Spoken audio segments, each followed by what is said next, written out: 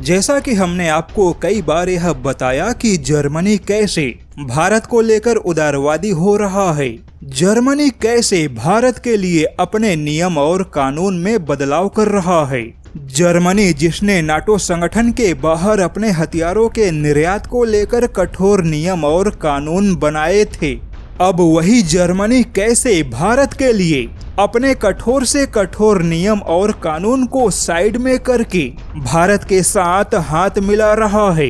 लेकिन अब तो जर्मनी ने भारत पर लगे उस प्रतिबंध को हटाने का ऐलान कर दिया जिसे खुद जर्मनी ने 2008 में लगाया था।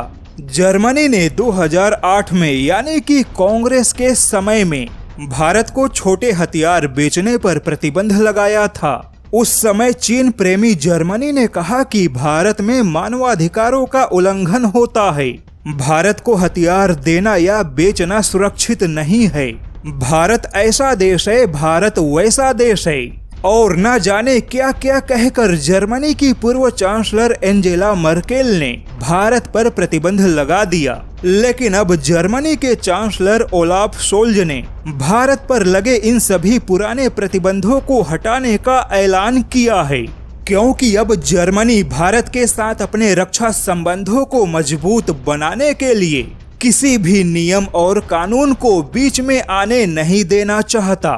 भारत के छोटे छोटे हथियारों के सप्लाई पे रोक लगाने वाला जर्मनी अब भारत को अपने बड़े बड़े हथियारों का प्रस्ताव दे रहा है। भारतीय नौसेना को अपने अत्याधुनिक पनडुब्बियों का प्रस्ताव देने के बाद अब वही जर्मनी वायुसेना को यूरोफाइटर का प्रस्ताव दे रहा है, क्योंकि अब जर्मनी को समझ में आ गया कि भारत के बढ़ते ताकत को रोका नहीं जा सकता। ऐसे में भारत के साथ हाथ मिलाकर चलना ही सही होगा।